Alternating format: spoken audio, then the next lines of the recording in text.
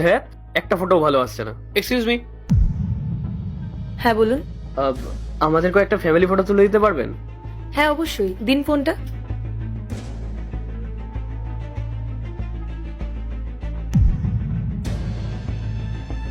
এই নিন, হয়ে গেছে।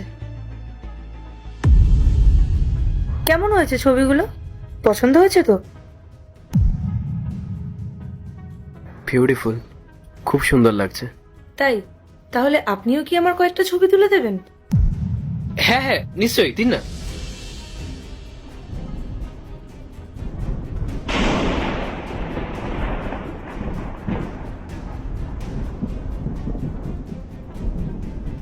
এই নিন, আপনার ছবিগুলো কিন্তু দারুণ এসছে। ওয়াও, আপনি তো দারুণ ছবি তোলেন। থ্যাঙ্কস। আচ্ছা রাহুল, আমি যখন তোমাকে বলি আমার ফটো তুলে দিতে, তখন তো তুমি হাজারটা বাহানা খোঁজো। আরে তুমিও না জিয়া, সব জায়গায় শুধু ফটো আর ফটো। চলো, দেরি হয়ে যাচ্ছে।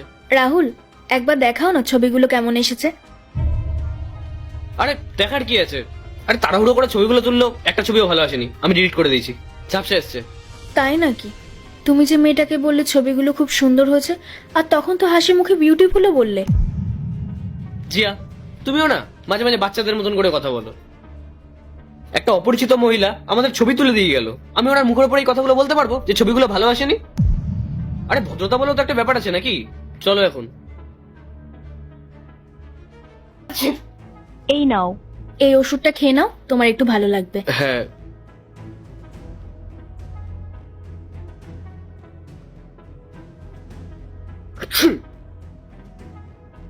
জিয়া, বলছি শোনো না, আমার শরীরটা না একদম ঠিক নেই। আর এর মধ্যে যদি তোমরা আমার সাথে থাকো, তাহলে বাবুর শরীরটাও খারাপ হয়ে যাবে। তুমি বরঞ্চ এক কাজ করো, তুমি কিছুদিনের জন্য তোমার বাপের বাড়ি থেকে ঘুরে এসো। হ্যাঁ আচ্ছা ঠিক আছে, আমি ভাইকে তাহলে বলে দিচ্ছি, ও আমাকে এসে নিয়ে যাবে। না না, তোমার ভাইকে কিছু বলার দরকার নেই, আমি তোমার জন্য গাড়ি বলে দিচ্ছি, কিছুক্ষণের মধ্যেই চলে আসবে। কিন্তু রাহুল, আমি তো এখনো কিছু প্যাক করিনি। বাবু ড্রেস, খাওয়ার সবকিছু তো প্যাক করতে হবে। আরে তুমি এত চিন্তা করো না, আমি তোমার হেল্প করে দেবো। আচ্ছা ঠিক আছে।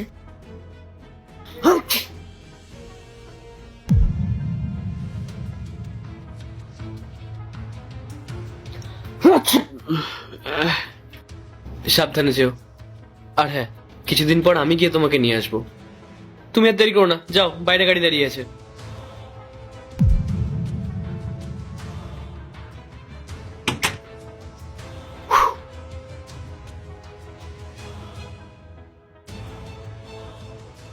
হ্যালো, কোথায় আছো তুমি? রাস্তা পুরো ক্লিয়ার। আমি ওয়েট করছি, তুমি তাড়াতাড়ি চলে এসো।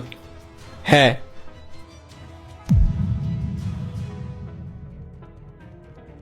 তোমার বাড়িটা কিন্তু বেশ সুন্দর। আচ্ছা, তুমি আমাকে একটা কথা বলো তো, তুমি তো খুব ভালো করেই জানো যে আমি বিবাহিত, আর আমার একটা বাচ্চাও আছে। তারপরে তুমি আমাকে পছন্দ করলে কেন? আসলে তুমি যখন তোমার ওয়াইফের সাথে ফটো তুলছিলে, আমি তখন তোমার মুখটা দেখেই বুঝে গেছিলাম যে তুমি তোমার ওয়াইফের সাথে খুশি নও।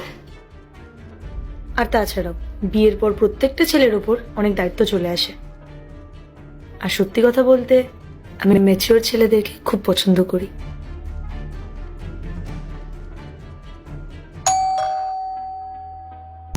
এই সময় কি আসলো?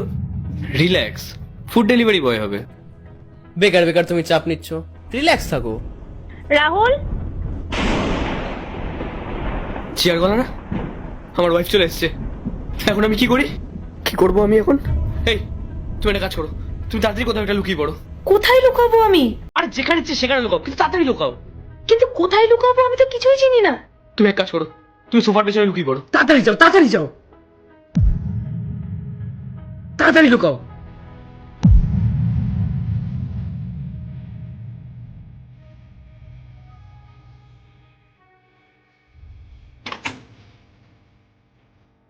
রাহুল, কখন থেকে আমি বেল বাজাচ্ছি, তুমি দরজা খুলছিলে না কেন? ওই,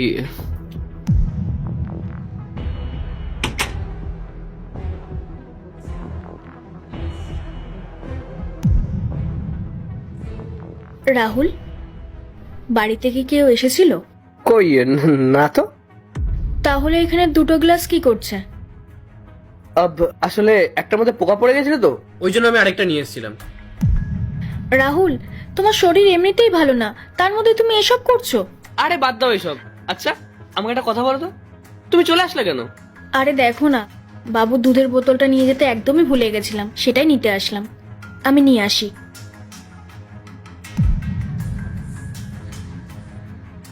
তাড়াতাড়ি বের করো না ওকে। চুপ করে বসে দাও, চুপ করে বসে দাও।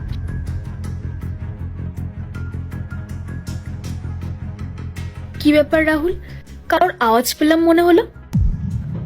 কই না তো। জিয়া তুমি না আমাকে শুধু শুধু সন্দেহ করো জানো তো। রাহুল, আমার না একদম ইচ্ছা করছে না তোমাকে একা ছেড়ে যেতে। আমারও তো ইচ্ছে করছে না বলো, আমি কি তোমাদেরকে ছেড়ে থাকতে পারবো? কিন্তু তুমিই ভেবে দেখো না, আমার জন্য যদি বাবুর শরীর খারাপ হয়ে যায় সেটা কি ভালো হবে বলো? আচ্ছা ঠিক আছে রাহুল, আমি আসছি। ড্রাইভার দাদা নিচে ওয়েট করছে। বাই।